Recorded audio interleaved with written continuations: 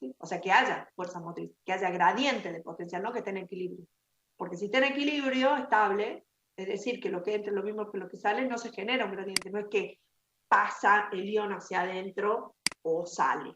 ¿Sí? Tiene que ser que la fuerza ion motriz o el gradiente de potencial electroquímico sea distinto a cero. Y después, como recién decíamos, que esos canales estén abiertos, porque si no, no van a pasar. Fíjense acá en este esquema de una célula. Acuérdense cuando hablamos de membrana, que es muy importante que tengan presente que esto ocurre en todas las membranas. O sea, todo organelo que tenga membrana va a haber intercambio, ¿sí? Sobre todo, ¿quién es? La membrana plasmática, que es la que separa la célula con el ambiente, pero eso también está ocurriendo a nivel de ¿quién? De las vacuolas, que son las organelas que su función es la reserva de agua y de nutrientes, fundamentalmente. Entonces, fíjense, acá está esquematizado muchos canales específicos para determinadas sustancias, y fíjense cómo cada una de esas sustancias están cargadas, y entonces son muy específicos en cuanto a su tamaño y en cuanto a su carga para el ingreso o egreso de esos iones.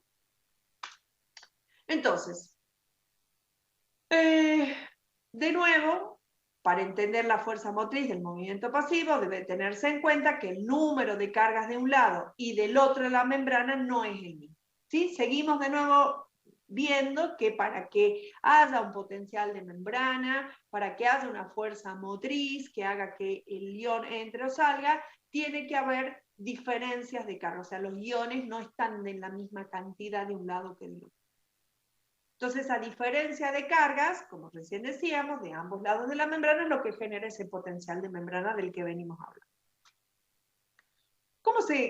Recién decíamos, bueno, si no hay la misma concentración de iones y de cargas de un lado que del otro, lo que ocurre es que en realidad el apoplasto siempre tiene más carga positiva, porque los protones tienden a salir de la célula, ¿sí? Entonces, hacia el exterior, hay carga más positiva, y hacia el interior de la membrana hay más carga negativa, ¿sí? Esa carga, como yo les decía, yo recién decía, bueno, pero la célula está en equilibrio, en general está cargada, tiene una carga neutra, ¿sí? En general. Lo que nos está diciendo es lo que está adyacente a la membrana. Esto estamos mirando potencial de la membrana, ¿sí? O sea, muy cerquita a lo que es la membrana. Entonces, ese potencial de membrana siempre tiene valores negativos porque se están bombeando protones hacia afuera, y entonces en la membrana hay más carga negativa. Bueno, esto porque decimos que en el apoplasto hay más cargas positivas que en el simplasto. ¿Por qué hay más cargas positivas en el apoplasto que en el simplasto? Básicamente, por lo que venimos hablando de estos intercambios de iones, o sea, que los iones entran o salen, y eso genera estos potenciales, y esto genera este potencial de membrana. Y entonces tenemos, por un lado, la capacidad de los iones de atravesar las membranas, ¿sí? Acuérdense esa permeabilidad diferencial, que no va a ser igual para todos los iones, es decir, vamos a ver, siempre van a leer que el potasio es un ion que difunde muy fácilmente, ¿sí? Que tiene más velocidad de difusión que lo que puede ser un calcio, lo que puede ser un cloro, ¿sí? Entonces, esa difusión, esa permeabilidad diferencial hace que se genere ese desbalance de carga de un lado y del otro. A eso se lo conoce como potencial difusivo, ¿sí? Que está generando ese potencial difusivo, es como el componente del potencial de membrana que está generando esa diferencia de carga.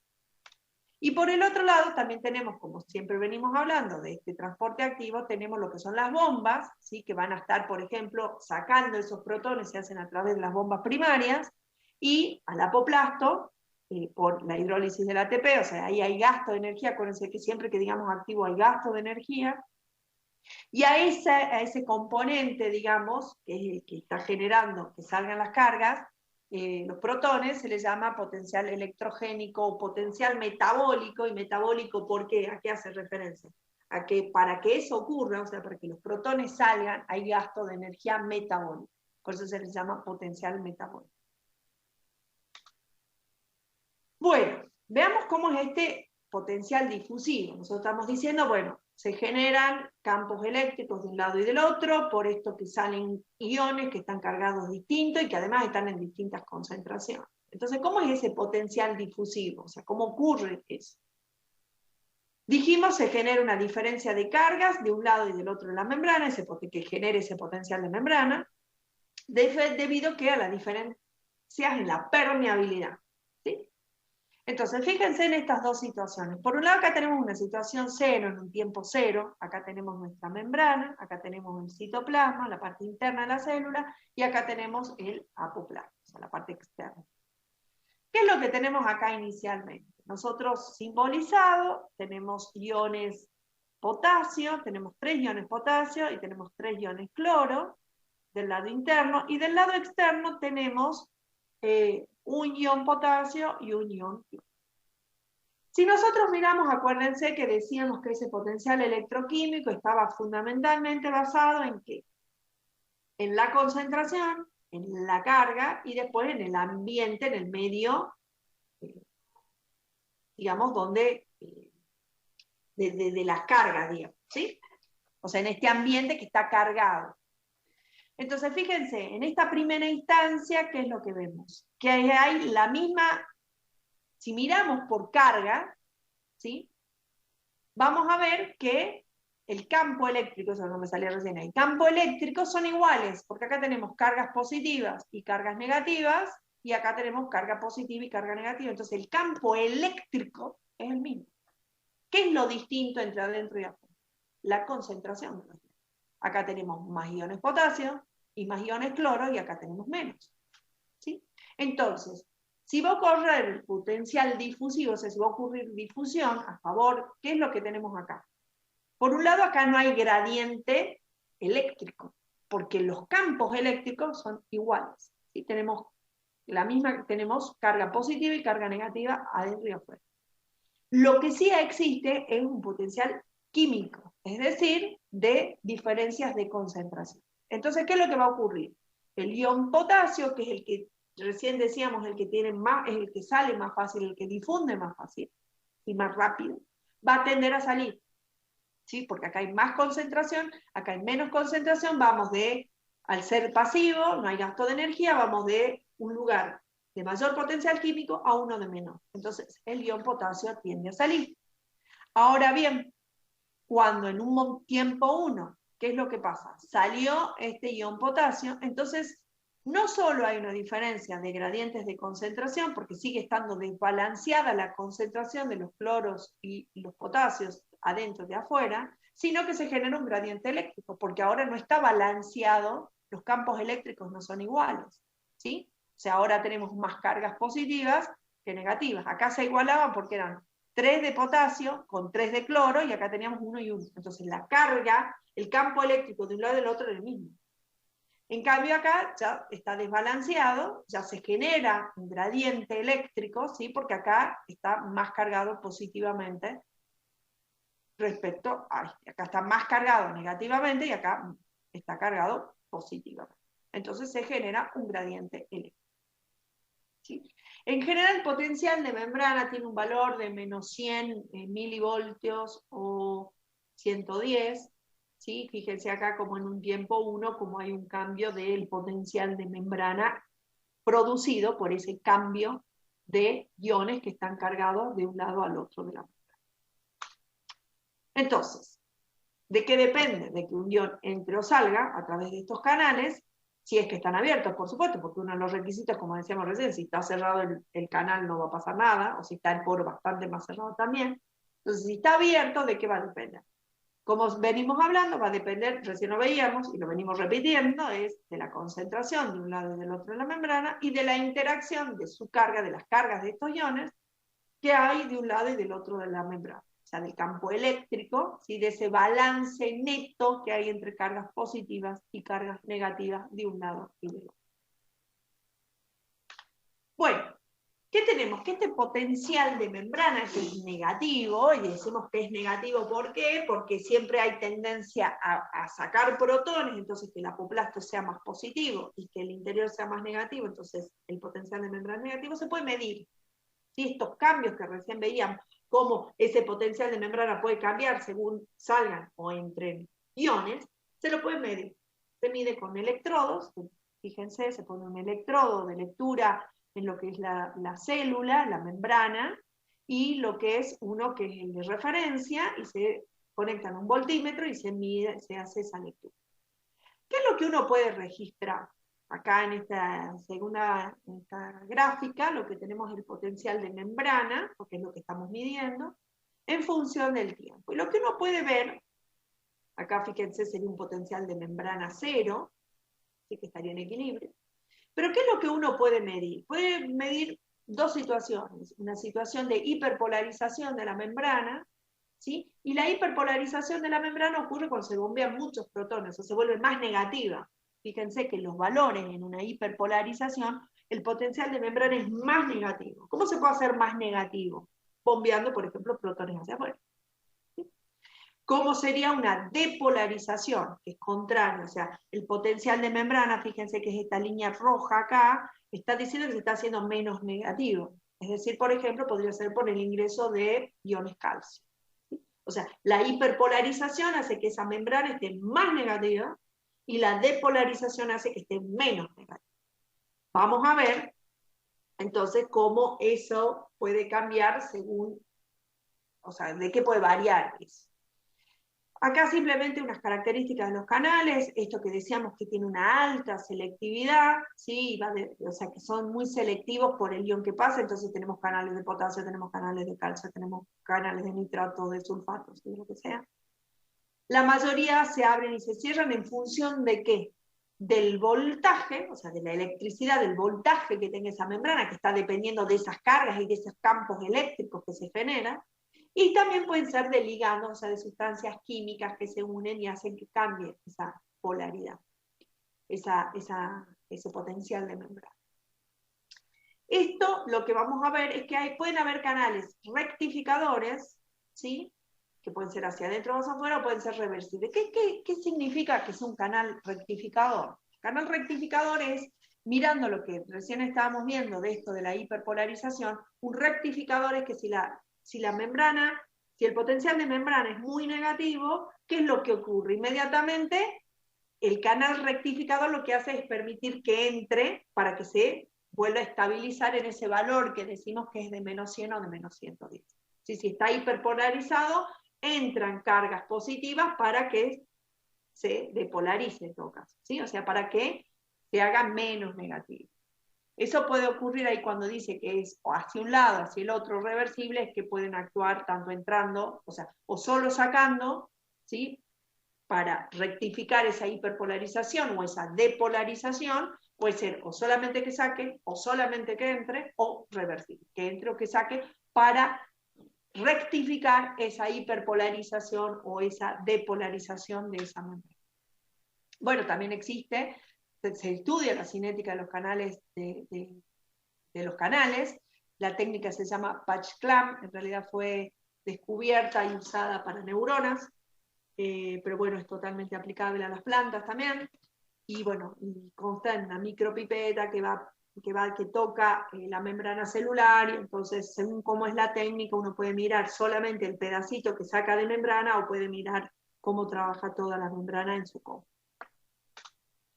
Bueno, con eso terminaríamos lo que es pasivo, ¿sí?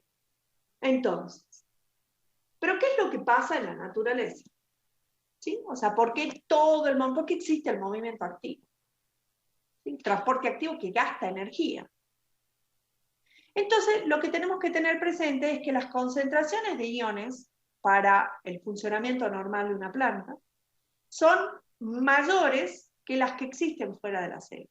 Es decir, si solamente operara el mecanismo de transporte pasivo, ¿sí? Supongamos de afuera hacia adentro, o sea que haya mayor gradiente potencial electroquímico afuera de la célula, uno dice, bueno, la célula está requiriendo nutrientes y entonces esos nutrientes pasan simplemente por una difusión sin gasto de energía, pasan del suelo a la planta o de una célula a otra. Sin embargo, en general, las concentraciones que demandan o que requieren las plantas, las células para realizar su metabolismo, son siempre menores afuera. Entonces, ¿qué significa? También puede ocurrir que un determinado ion, como por ejemplo el sodio, que lo vamos a ver en la clase que viene, ¿cómo pueden ser tóxicos a altas concentraciones? Entonces, ¿qué es lo que hay? Existe un mecanismo, que es el transporte activo, donde las células, en este caso, como nosotros estamos mirando, cómo regula que puedan, si aún hay poco afuera, pueda meter lo poco que hay, puede ingresar eso poco, o sea, que vaya en contra de ese gradiente, porque en realidad, ¿qué pasaría? Que los nutrientes saldrían de la planta o de la célula hacia afuera, si es que afuera hay menos. Entonces, ¿cómo se revierte? ¿Cuál es el mecanismo que existe? Es el transporte activo, es decir, que aún cuando hay poco afuera, va en contra de ese gradiente y entra ese ion. O, por ejemplo, en el caso como el sodio, que es tóxico, un mecanismo de que salga. ¿Sí? O sea, que si hay alta concentración de sodio, que es tóxica, ¿qué mecanismo tiene de poder eliminar? Entonces, el transporte activo, dijimos que es con gasto de energía metabólica. Digamos, acá con el sodio entiendan que lo que se hace es evitar que se concentre el sodio adentro, ¿no? No es que ya hay adentro mucho, porque si hay mucho adentro y poco afuera va a salir por difusión, ¿está claro? A través de un canal. Pero en este caso lo que se evita es que se concentre el sodio adentro, que es tóxico. Entonces, permanentemente se está sacando de manera activa ese sodio, independientemente. Si es activamente, va a ser en contra de un gradiente. Entonces dijimos que el transporte activo utiliza energía metabólica, o sea, va a utilizar ATP, y va a ser, como dijimos, en contra de un gradiente electrónico. A su vez puede ser de dos tipos, ¿sí? Dependiendo de cómo ocurra, o sea, a través de cuáles sean las proteínas que utilice para ese intercambio. Vamos a tener, dijimos, las bombas primarias, acá representadas acá. ¿Sí? En las bombas primarias lo que ocurre, esas proteínas tienen la característica de usar el ATP para mover el ion. O sea, la proteína es la que hidroliza el ATP y en esa hidrólisis pasa en general es el protón, va a pasar, que recién hace rato decíamos, en general saca protones, es decir, que de la parte del citoplasma sale ese protón. Pero la diferencia de una bomba y un transportador es que esa bomba es la que está hidrolizando el ATP y es la que está usando esa energía como fuerza motriz para hacer que ese protón salga.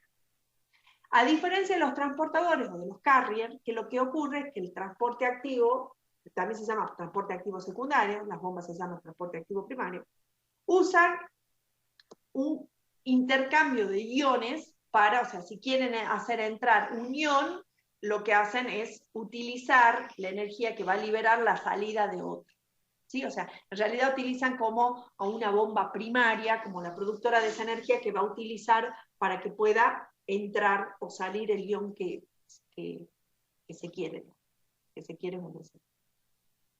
En general, entonces, el transporte activo secundario, por ejemplo, usan un ion A, que en general son los protones, ¿sí? Para mover al ion B, que es el que puede ser cualquier otro tipo de ion. Fíjense acá, miremos cómo es el transporte primario. Bueno, se lleva a cabo obviamente por estas proteínas de membrana que van a mover el ion en contra del gradiente potencial electroquímica. O sea, fíjense que todo lo que vimos en la clase, en lo que repasamos hoy, esta clase dura muy poquito, creo que tengo 2 o 3 diapositivas más. A veces es complicado de entender, porque tienen que entender bien qué es el potencial electroquímico, cómo es, de qué depende, ¿sí? Después van a hacer ejercicios, pero tienen que pensar no solo en la concentración, sino en la parte eléctrica. Y entonces van a ver que hay como conceptos que se vienen repitiendo siempre a lo largo de toda la clase para que queden bien firmes y que... bueno, transporte activo, bombas primarias, van en contra de un potencial, en contra de un gradiente potencial químico y se llaman bombas. ¿Sí? Esas proteínas se llaman bombas primarias.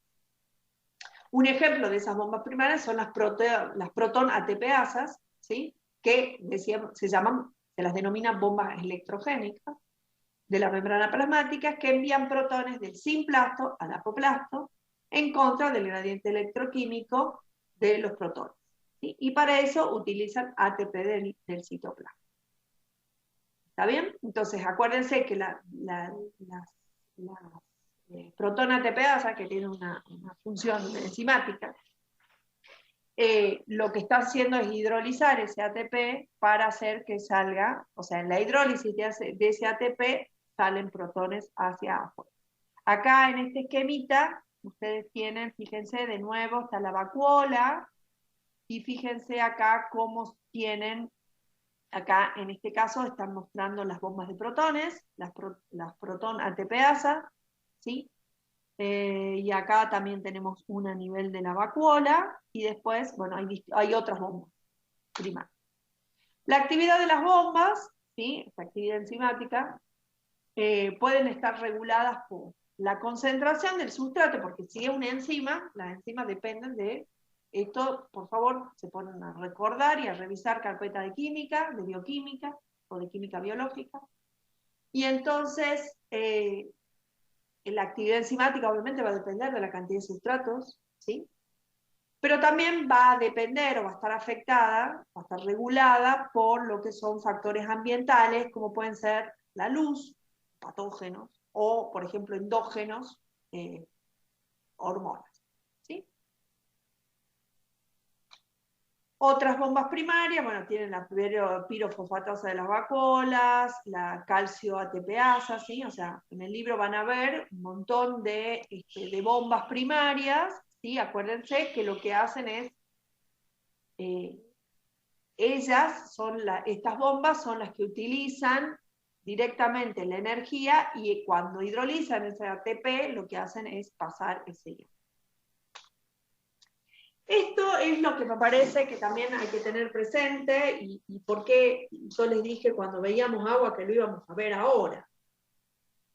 Cuando nosotros vimos cómo era apertura y cierre de estomas, básicamente nos centramos solamente, cuando estábamos en el módulo de agua, en mirar cómo el agua era el que intervenía en la apertura y en el cierre de estoma, y nos quedamos simplemente diciendo, o llegamos hasta el punto de decir, bueno, si el potencial agua está determinado por determinados componentes, y uno de esos componentes era el potencial osmótico, que era el que dependía, o el que estaba fuerte, el que estaba afectado por la concentración de solutos, nosotros decíamos, bueno, para que entre agua, el potencial agua de esas células tiene que disminuir, es decir, que el potencial osmótico se tenía que hacer más negativo, tenía que haber más solutos, de tal manera que al aumentar el potencial osmótico, o sea, al disminuir, al hacerse más negativo, se hace más negativo el potencial agua, y eso generaba un gradiente del potencial agua que hacía que el agua entre a las células.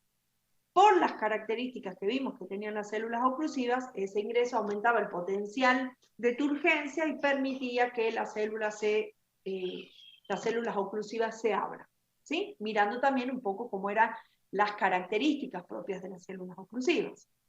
Ahora bien, entonces nos quedamos hasta ahí, esa disminución del potencial osmótico, ¿sí? Es decir, que se haga más negativo. Ahora veamos cómo ocurre eso, porque estamos mirando nutrientes, estamos mirando cómo esos solutos o cómo esos iones van a ser los que disminuyan ese potencial osmótico, o sea, lo hagan más negativo.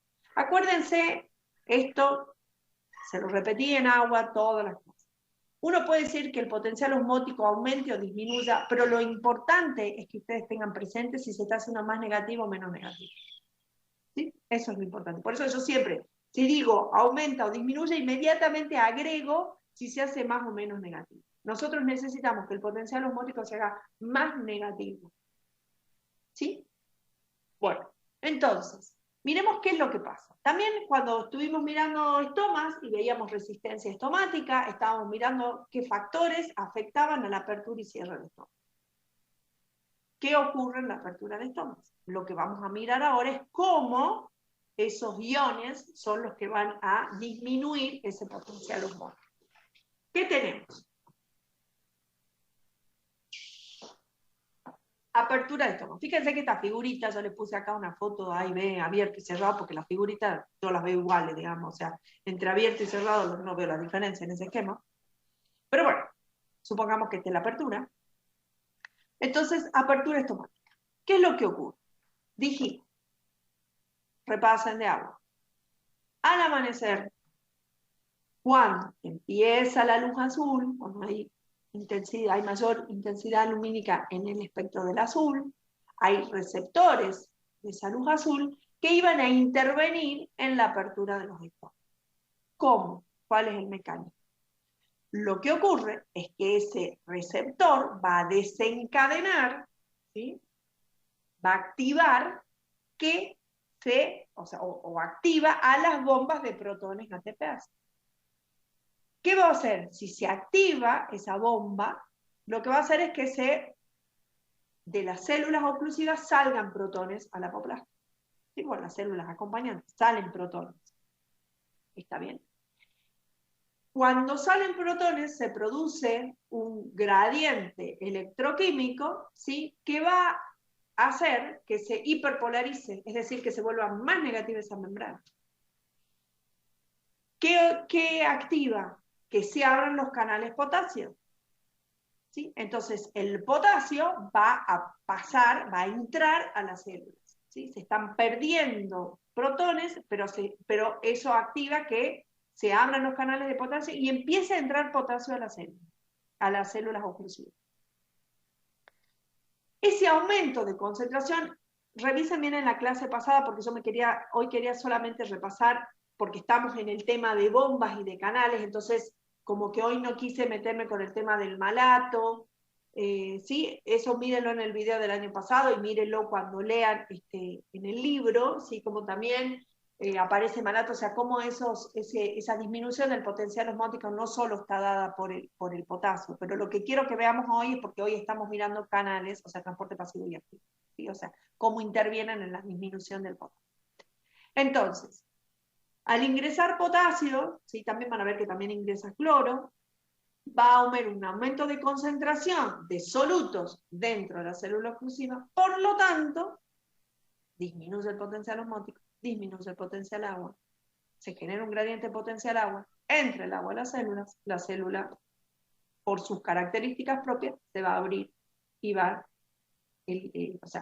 se van a poner turgencia, va a aumentar el potencial de turgencia, se van a abrir las células y se abre el poro, por lo tanto, ¿sí? Va a ocurrir la transpiración. Ese es el mecanismo. ¿Qué pasa cuando se cierra? Entonces, cuando se cierran, entonces, ¿qué es lo que estamos viendo acá? Recién decíamos que esas bombas van a estar reguladas por factores ambientales, que en este caso estamos viendo que es la luz, ¿sí? Y ahora veamos cómo también afectan factores endógenos. Y entonces, ¿cómo se cierran? Nosotros una de las cosas que veíamos es, al atardecer, ¿se acuerdan que en la clase pasada, o cuando estuvimos viendo agua, estuvimos viendo cómo es esa dinámica de apertura y de cierre de estómago? Entonces ya fíjense, miren bien las figuras, cómo es la apertura, o sea, cómo es la transpiración, y si nosotros en la transpiración lo asociamos a la apertura y cierre de estómago, ¿cómo es esa apertura y cierre de estómago a lo largo del día? Entonces, se abre al amanecer, tiene su punto máximo de apertura al mediodía, y después se van cerrando. Cuando nosotros veíamos esos factores que afectaban a la resistencia estomática, habíamos visto, por ejemplo, si estamos mirando luz, una es el flujo lumínico. Al atardecer empieza a disminuir ese flujo lumínico, y cuando disminuye el flujo lumínico aumenta la resistencia estomática. ¿Sí? Entonces la luz, esa disminución del flujo, es una señal, ¿sí? Que va a permitir o que va a inducir a que se cierre. Pero fíjense que acá también tenemos una señal endógena, que es la aparición del ácido abscísico, de esta hormona. Cuando nosotros decíamos que había un estrés hídrico, es decir, que la planta, y cuando decíamos que se cerraba en función del estado hídrico de la hoja y de la planta en general, es decir, cuando a nivel de suelo las raíces no podían estar absorbiendo agua, o sea, el potencial hídrico de las raíces era mayor que la del suelo, es decir, no se generaba el gradiente. Acuérdense que para que entrara el agua afuera tiene que ser mayor que adentro, entonces el agua entra. Cuando no se generaba esa diferencia de potenciales y no ingresaba agua, ¿qué pasaba? A nivel de las raíces se sintetizaba ácido abscísico, que era traslocado a hojas como señal de cierre de estómago. ¿Sí? Entonces, cuando ese ácido abscísico llega a las células oclusivas, ¿qué es lo que ocurre? Hay un receptor del ácido abscísico que lo que va a provocar es que un incremento y que se abran, o sea que ingrese calcio, o que se utilice el calcio que puede estar en reserva dentro de por ejemplo, de las vacuolas. Fíjense que acá sale el calcio a las células oclusivas desde las vacuolas, o que ingrese calcio, ¿qué es lo que ocurre? Ese aumento en la concentración de calcio, de cargas positivas, va a promover la apertura, ¿sí? O sea, se va a depolarizar esa membrana, ¿sí? Se va a volver menos negativa porque tiene mucho calcio, que es positivo. Lo que va a activar es que se abran los canales de potasio y de iones, de aniones, ¿sí? Es decir, que ¿qué pasa? Que esos solutos que inicialmente para la apertura ingresaron, ahora salgan, porque lo que tiene que ocurrir es que el estómago se cierre, ¿sí?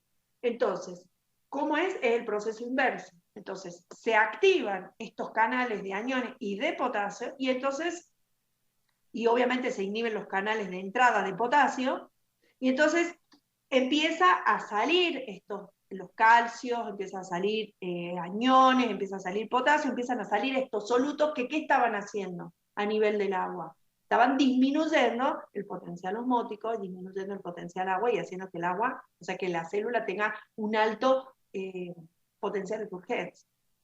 Si esto ocurre a la inversa, es decir, todos los solutos salen de la célula oclusiva, se va a invertir la situación, es decir, el potencial agua dentro de la célula va a ser mayor y entonces el agua va a tender a salir hacia las células acompañantes, donde el potencial osmótico por esa salida de estos iones va a disminuir externamente y entonces el agua va a salir de las células oclusivas hacia las células acompañantes, se va a perder el potencial de turgencia, o sea, la turgencia de las células oclusivas se pierde y los estomas se cierran. ¿Sí? Ese es el mecanismo. Así que, después de esta clase, ustedes deberían poder integrar toda la apertura y cierre de estomas integrando agua con nutrientes. ¿Sí? Porque ahora saben cómo es el mecanismo de disminución de ese potencial osmótico que decíamos que tenía que ocurrir para la apertura. Ahora, ustedes pueden explicar quiénes están interviniendo, o sea, cuáles son las señales, qué es lo que activa, qué es lo que desencadena, ¿sí? La respuesta final, o sea, ¿cuál es el estímulo? Es la luz, por ejemplo, en la apertura, ¿sí? ¿Y cuál es la respuesta final? La apertura del estómago. Ustedes tienen que explicar cuál es el mecanismo que hace que ese estómago se abra y después cuál es el mecanismo, cuáles son las señales externas, o sea, ambientales o internas, endógenas, que hacen que el estómago se cierre. ¿Vale? Bueno, por último, miremos entonces el transporte, entonces ahí estamos mirando las bombas. Por último, miremos este transporte activo secundario. Igual, el tema de la apertura y cierre de estomas, van a ver, hay muchas teorías, porque como son solutos los que están entrando, entonces pueden haber, como recién veíamos, transporte pasivo por apertura de canales, también puede haber transporte activo por la acción de bombas, como veíamos recién, y también ustedes pueden ver cómo hay también un transporte activo secundario si entra cloro y salen protones, ¿sí? Eso después, revísenlo bien, pero lo que necesitamos que ustedes sepan es cuál es el mecanismo que hace que se abran y se cierren los estomas, mirándolo desde los nutrientes, mirando desde los iones, ¿sí? Bueno, entonces, el transporte activo secundario, se me fue también eso de activo, nunca más puse el puntero. Entonces, el transporte activo secundario, nosotros dijimos que ocurre a través de transportadores o de cargas. Puede ser de dos maneras, puede ser sin porte o anti.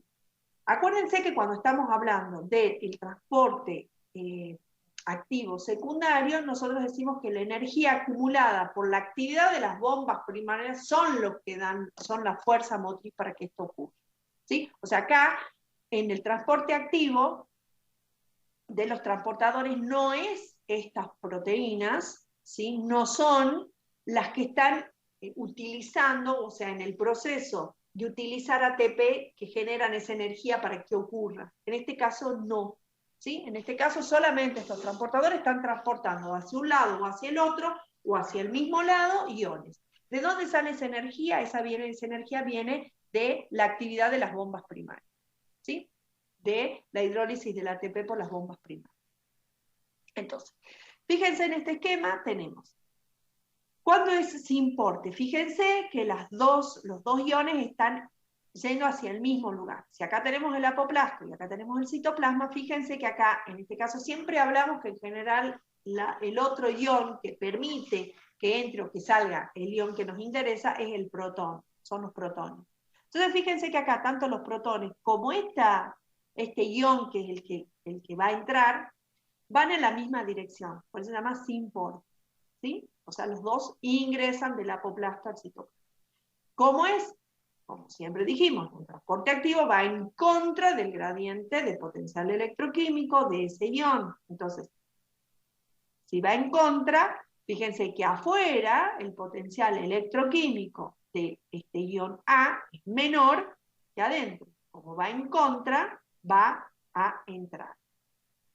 En el caso de este mecanismo antiporte, lo que ocurre en el transportador es que para que, por ejemplo, salga el ion B, entra el protón. ¿Sí? Por eso es antiporte.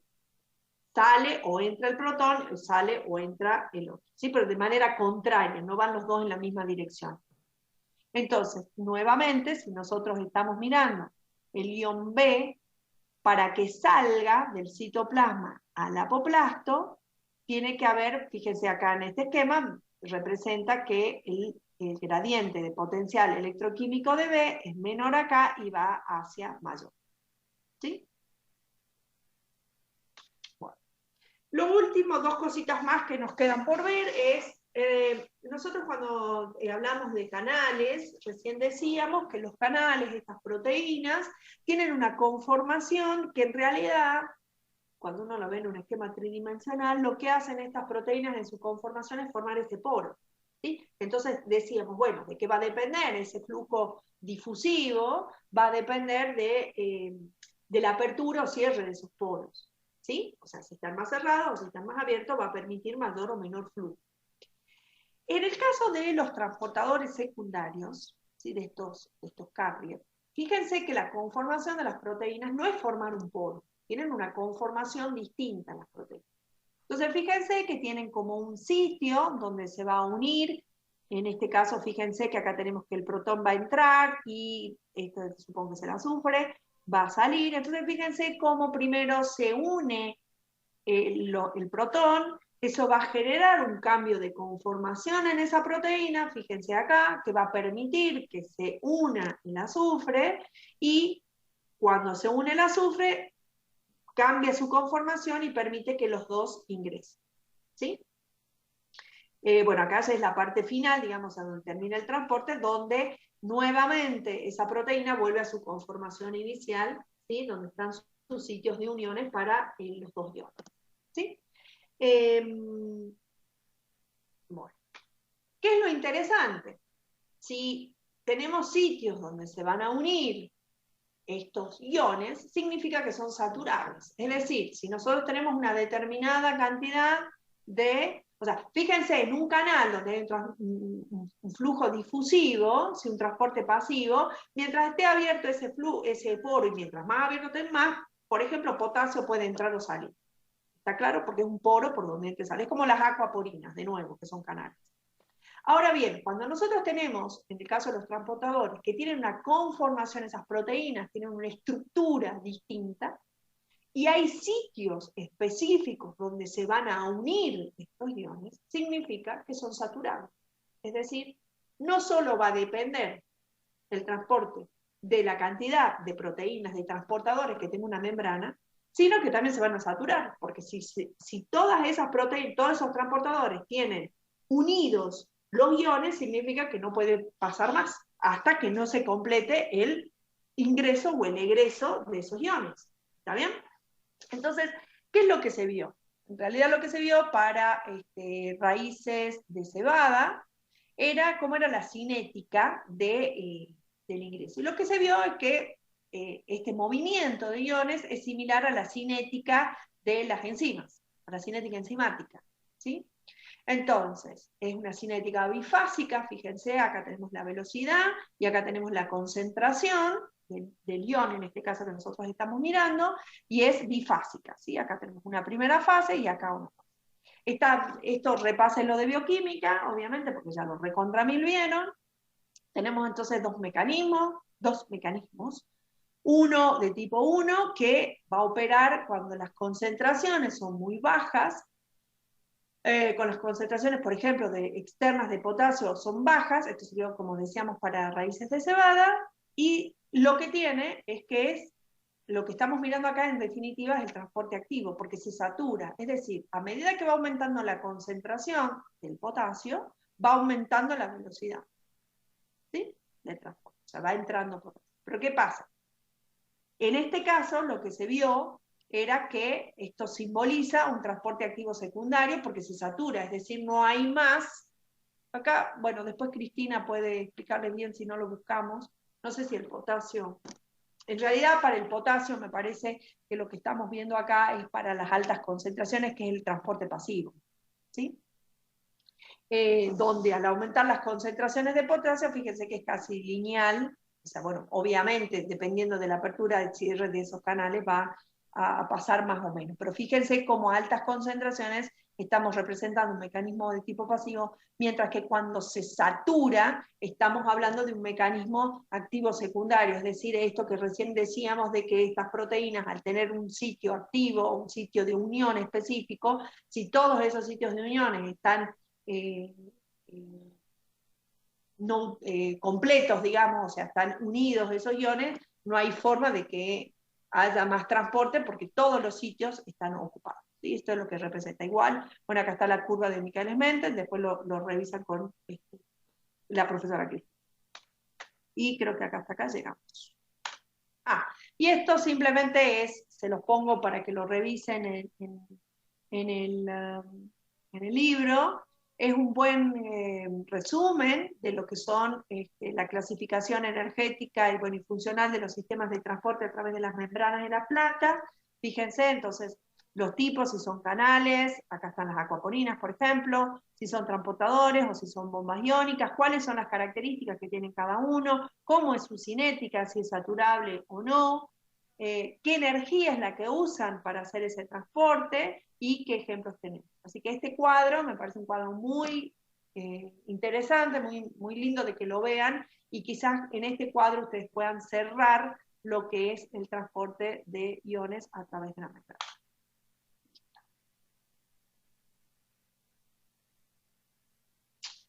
Bueno, preguntas.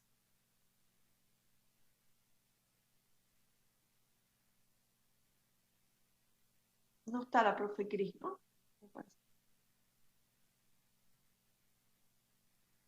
Listo, niños. ¿Preguntas de esto o lo que quieran? Profe, una compañera pregunta si estas diapos la va a subir al mundo. Siempre es la misma pregunta. ¿Alguna vez me pueden hacer una pregunta un poco más teórica? Es siempre lo mismo. Va a subir la clase, graba la clase, tiene la clase. A ver, de nuevo, se los voy a repetir por 30ª vez. Ustedes tienen el video del año pasado. Esto que está acá es lo mismo del video del año pasado. Yo voy rescatando algunas cosas que quiero reforzar del año pasado, de lo que está. Igualmente, si no quieren ver ese video, que no es obligatorio, está en los libros.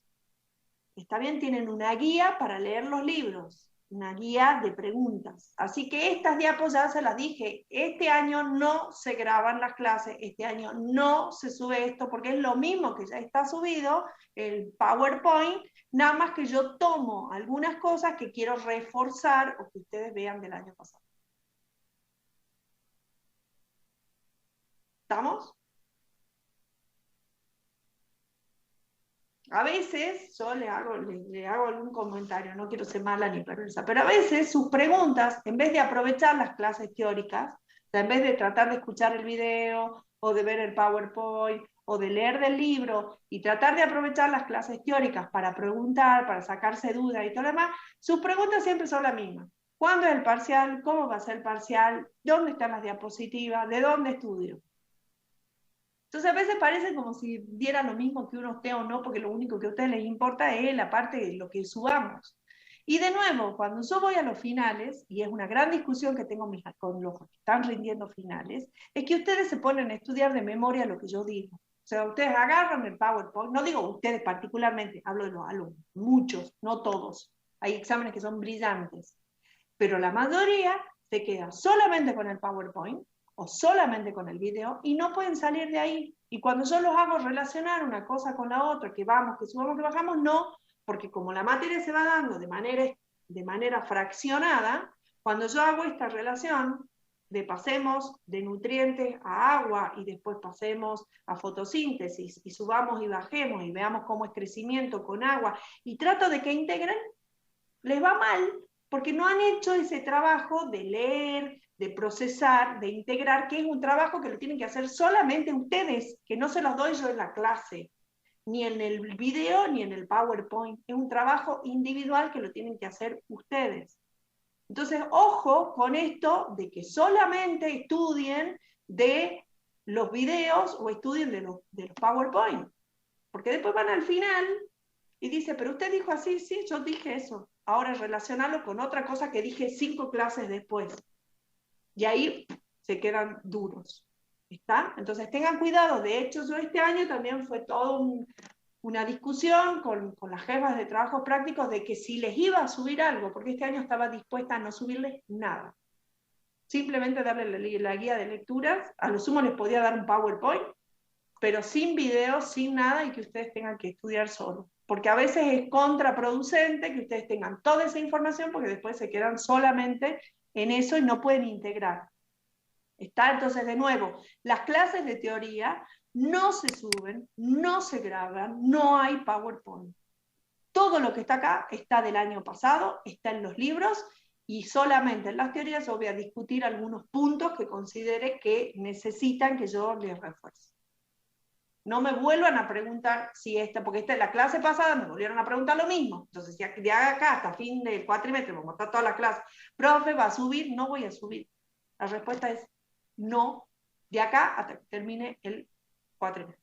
Ya tienen la información que yo considero suficiente para que estudien más. ¿Preguntas de lo visto hoy o de lo visto la clase pasada?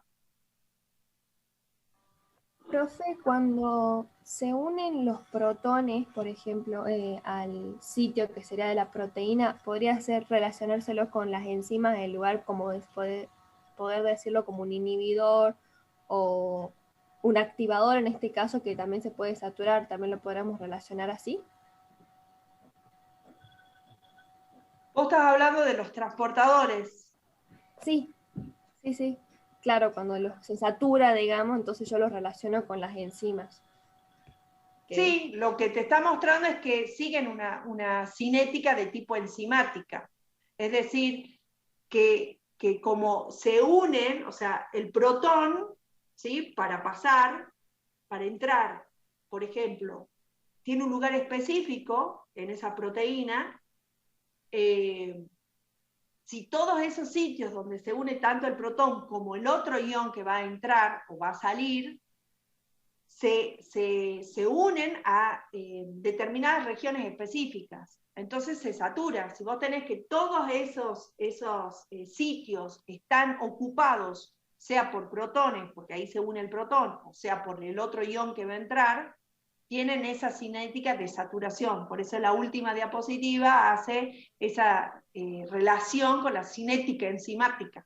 Sigue el mismo patrón, o sea, esto de entrada y salida, estos transportadores siguen una cinética similar a la de las enzimas. ¿Sí? Es decir, se pueden saturar a baja concentración. Gracias, profesor.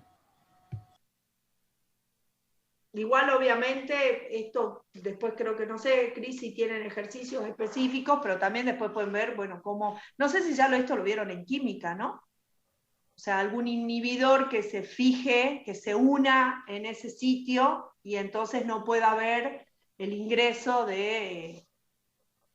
¿No? ¿Lo vieron? Sí, puede haber, digamos, siempre las proteínas en sus distintas funciones, algunas como enzimas y algunas como transportadores, siempre van a tener el mismo comportamiento, porque ustedes recuerden que son proteínas que están conformadas por aminoácidos y que la estructura de la proteína es la que hace a la función biológica, ¿sí? como les dije, puede ser una enzima o un transportador. Y de la misma forma pueden haber distintas moléculas que interactúen con esa estructura de la proteína, quizás provocando cambios en las conformaciones, y eso es lo que, y pueden haber cambios. De hecho, eso es lo que es el principio del control que ejercen las membranas para el paso o no. Digamos, hay determinadas moléculas que interactúan con un canal, con una proteína canal, y lo abren al canal, y hay otros que lo cierran, ¿sí? De la misma forma, y son saturables de la misma forma que son saturables la actividad de las enzimas, pero bueno, en general son procesos que son reversibles.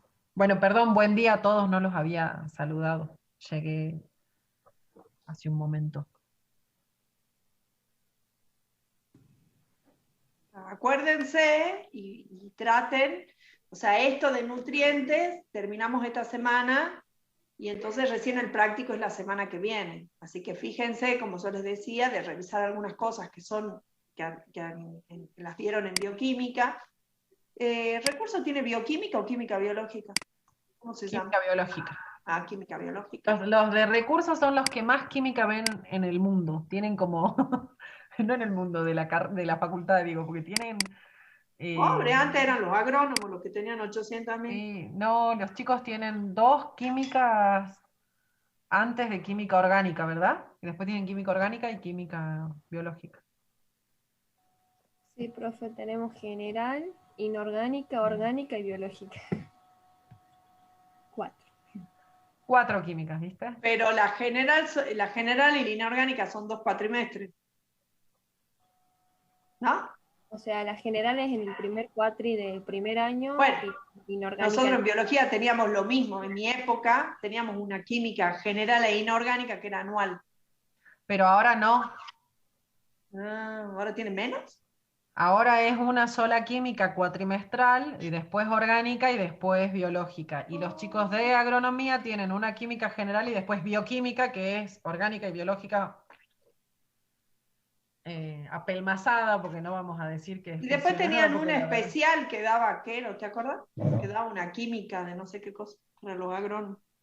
No, ahora no, ahora química analítica se llamaba química. Eso en mi época estaban llenos los agrónomos de química. Bueno, ¿más preguntas de esto o de la clase pasada?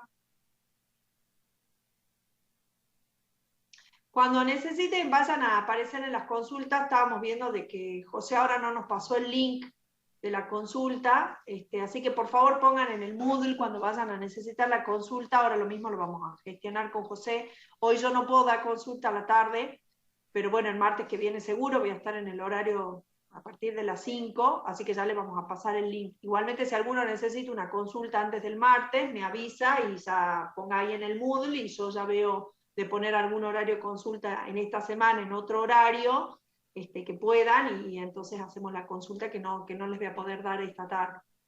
¿Está bien?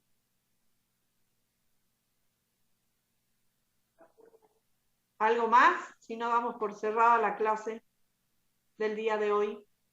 La clase que viene, acuérdense que vamos a ver todo lo que es la primera parte del video, y creo que son los capítulos que le siguen en el libro. Creo que el capítulo que tenían que leer hoy era el capítulo 7, y no sé si es el capítulo 6 o el capítulo 8 de las Convieto, lo que viene en la clase que viene.